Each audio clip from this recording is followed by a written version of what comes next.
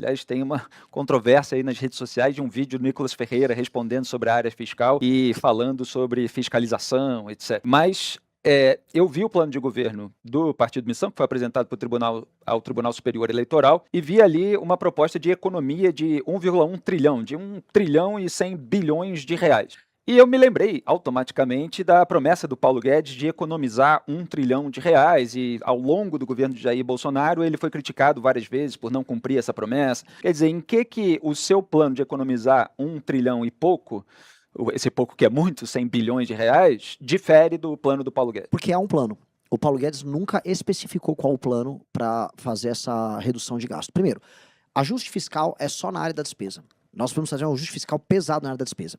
Segunda premissa, ajuste fiscal é ajuste fiscal, não é vender estatal para fazer caixa e dizer que fez ajuste fiscal. Porque o problema, você até enche o caixa com a venda de uma estatal, mas logo em seguida você vai, como os gastos e os gatilhos de aumento dos gastos são automáticos, a curva da dívida PIB ela vai estourar ali na frente. Então é apenas enxugar gelo.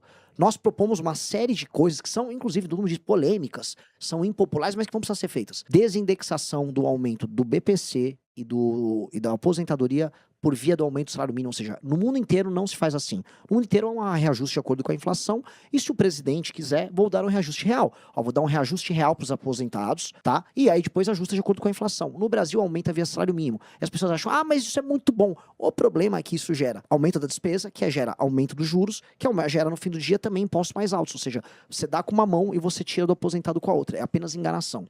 Segunda coisa, desvinculação dos gastos de saúde e educação. Eles aumentam conforme a receita, e aí às vezes você precisa investir em infraestrutura e você não tem dinheiro para investir em infraestrutura. Tem muito município que precisa fazer água e esgoto, mas ele é obrigado a gastar só com educação aquele valor, mesmo tendo uma estrutura escolar já bem montada. Isso precisa ser alterado. Isso mexe na questão fiscal. Inúmeras renúncias fiscais na casa das centenas de bilhões, que muitas vão precisar ser revistas. Só uma empresa, a Honda, lá na Zona Franca de Manaus, tem uma renúncia fiscal anual de 16 bilhões. Só uma. Eu tô falando uma empresa. Tá? Pra gente pegar o tamanho do rombo que a gente tem aí. Tem os privilégios no alto funcionalismo que precisam ser alterados, que também vão incidir sobre os estados. Ou seja, essas são medidas concretas. Alguém vai falar que é popular, alguém vai falar que é impopular, mas o Paulo Guedes nunca apresentou. Vou fazer especificamente essas medidas. A gente está propondo. E fora uma nova reforma da Previdência, que a que ele fez no governo dele foi cheia de buraco, foi cheia de exceção.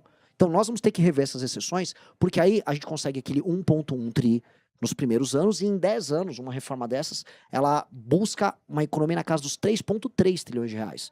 E aí, com isso, juros caem e imposto cai. É uma questão prática, fora que você tem um efeito muito positivo sobre o PIB. Então, esta é uma revolução que salva o Brasil.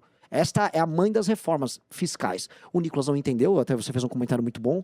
O deputado federal Nicolas acha que uma reforma fiscal significa colocar fiscais que ficam reformando coisas. Ele não entendeu, ele acha que é sobre fiscalização.